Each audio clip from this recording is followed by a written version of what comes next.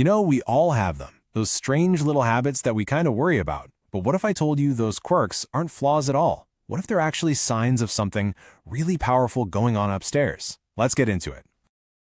Do you ever get this feeling that you just need a ton of alone time to function? Or maybe you do your absolute best work late at night? Or hey, maybe you're always forgetting where you put your keys because you're busy thinking about some huge, world-changing idea? If any of that sounds familiar, well, you're in the right place. So here's the big idea we're going to explore. What if we just completely reframe those habits? What if they're not glitches in your system, but are actually high-performance features? Yeah, think of your brain like a super powerful computer. These quirks are just part of its unique, high-spec operating system. Okay, so first up, let's talk about the love of being alone. For so many people, this is one of the most misunderstood traits out there. It gets labeled as being antisocial, right? But what's really going on here? Well, society often looks at a need for solitude and calls it a bug. You're unfriendly, withdrawn, you're not a team player. But let's flip that coin. For a powerful mind, solitude is a feature. It's that absolutely essential time you need to process really complex ideas and, just as importantly, recharge those mental batteries. And look, this isn't about disliking people. Not at all. It's about managing your cognitive load. Powerful minds are like information sponges. They're constantly processing. They need that quiet, uninterrupted time to make all those cool, creative connections and solve tricky problems. It's basically a strategic retreat for a high-performance processor. All right, next up, the night owl lifestyle. If you're one of those people who truly comes alive when the sun goes down, you've probably been told your whole life that you're lazy or undisciplined. But let's look at this through our new lens. Yeah, the world pretty much runs on a 9-to-5 schedule, so it's really easy to see staying up late as a bug. It's out of sync. But for so many highly creative and intelligent people, their brain is just wired differently. The feature here is that your mind hits its absolute peak performance when the world finally gets quiet. You're just tapping into a natural rhythm that works for you.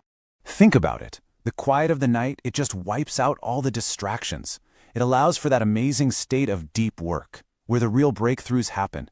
It's not about when you work, it's about finding the window where your unique processor performs at its absolute best. And finally, let's tackle a really big one. This one hits home for a lot of us. Ignoring the minor, everyday details. Maybe you misplace things all the time, or you forget about those boring chores. Is it just carelessness, or is it something else entirely? Now, the bug perspective here is pretty obvious, right? It just looks disorganized. You seem careless. But check out the feature side of it. This isn't a flaw. It's actually a super efficient filtering system.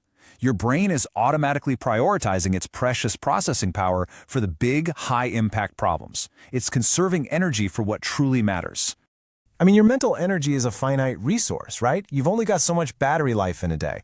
A powerful mind just instinctively knows not to waste it on low-priority data, like remembering to take out the trash, when it could be solving a complex puzzle or designing something brand new. It's all about keeping your focus on that big picture to drive real innovation. So when you start to connect these dots, the need for solitude, that nocturnal focus, filtering out the small stuff, a really clear picture starts to emerge.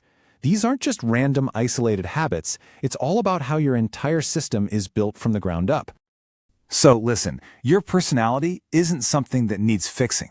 It's an operating system that's been uniquely optimized to handle complex, high-level thinking.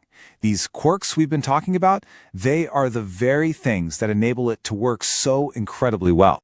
Okay, so what do you do with this information? It's a pretty simple 3-step process. First, just acknowledge the habit, but without any judgment. Then, step 2, reframe it. See it as a feature, a strength. And finally, and this is the best part, lean into it. Use that alone time, embrace your most productive hours, and give yourself permission to focus on the big stuff. In other words, stop trying to fix what was never broken in the first place. Instead, focus on understanding and enhancing your own unique capabilities. It's time to stop debugging yourself and start upgrading your whole approach to how you work, create, and live. And that leaves me with one last question for you to chew on. Take a real look at your own habits, your own quirks.